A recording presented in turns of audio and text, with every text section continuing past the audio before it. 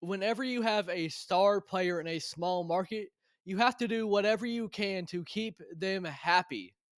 You have to be able to build a proper team around them because otherwise, you might not be as alluring as the bright lights of LA or Boston or New York.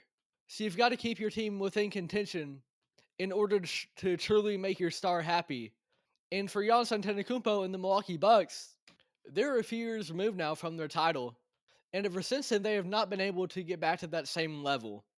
In credit to Milwaukee and their organization, they have tried. They have made swings like that for Damian Lillard, which on paper sound like an incredible duo, pairing up one of the premier point guards in the league with one of the best players that the NBA has to offer.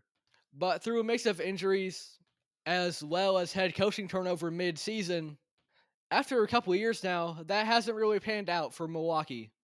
And now there's some analysts, there's some teams that are looking at Giannis's situation, asking the question, I wonder if we could sway him over to our team.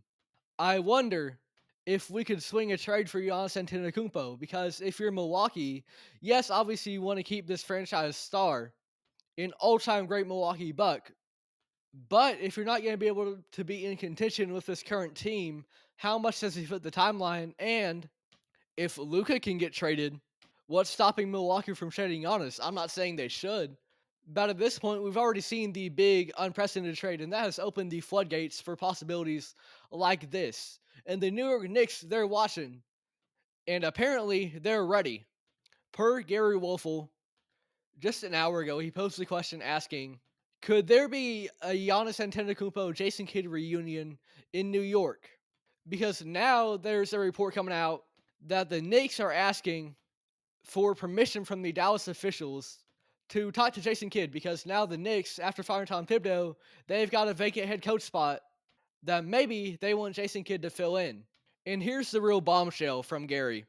He said, yesterday I was told the Knicks are preparing to make a tsunami type offer to acquire Antetokounmpo from the Bucks. And then he wraps it up with the connection of Kidd coaching Antetokounmpo in Milwaukee.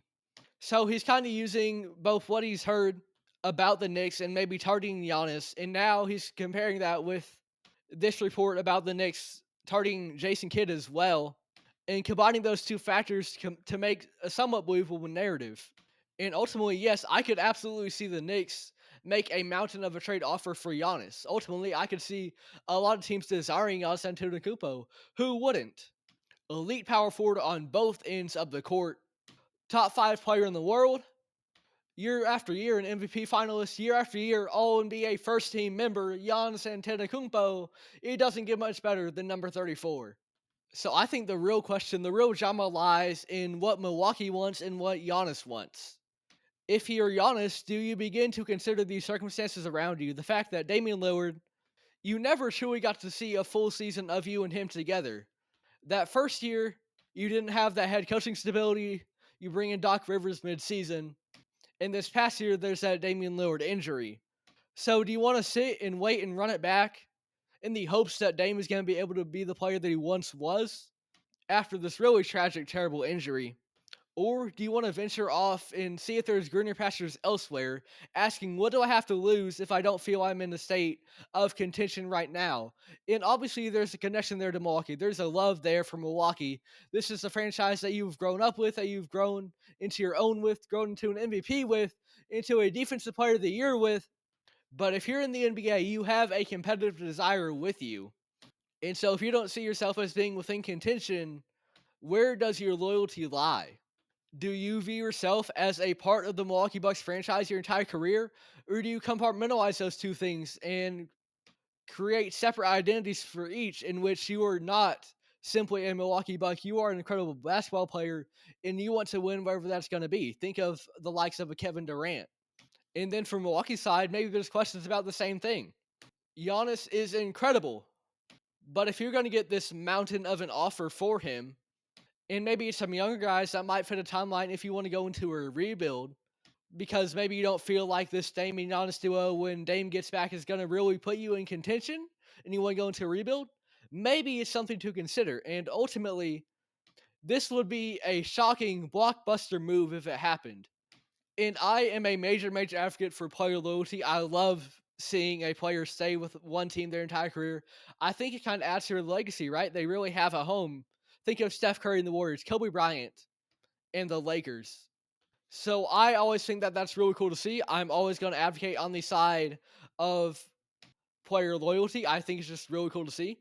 But at the same time, we're in an NBA now where players are more free than ever to really move around and make their own decisions, be the individual version of themselves that they want to be.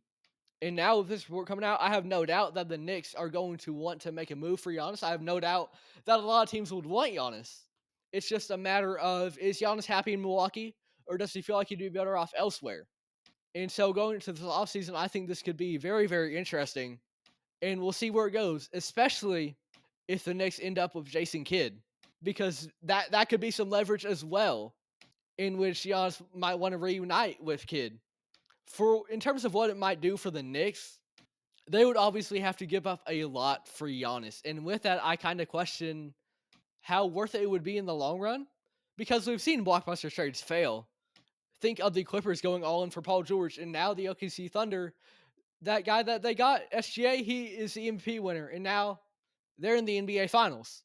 So you never truly know when you make this game and go all in if it's going to pay off. And for the Knicks, if you were able to keep Jalen Brunson, Cat, and OG, I would do it. But if you're gonna have to get rid of one of those guys, and you probably will, just given the caliber of player that Giannis is, I don't know how much it's worth it to just shake up your roster.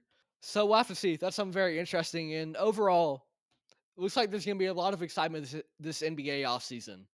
And I look forward to covering it all. As a full time student, being in the summer now, it's great. I get to talk about the NBA all that I want. I'm trying to write a book as well.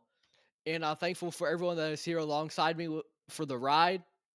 And it's not perfect. It's very, very far from perfect, but I'm trying to get better each and every time, articulate everything, make good points. And whether it's 10 or 100 or 1,000 people listening, I'm thankful for every one of them. And to be able to do this, to be chasing kind of that dream of wanting to go into sportscasting, even just if it's here as an individual creator or going into writing as well, trying to get that book out, I'm thankful for the chance to even do so. And it's all glory to the Lord for the fact that if it's His will, I'm going to have to work for it, but He's there waiting for me. And I just want to kind of have a voice where I'm focusing on more so the positive aspects of the NBA, trying to go in depth with stuff, but also not getting caught up in the cycle of negativity and just kind of be a light in that.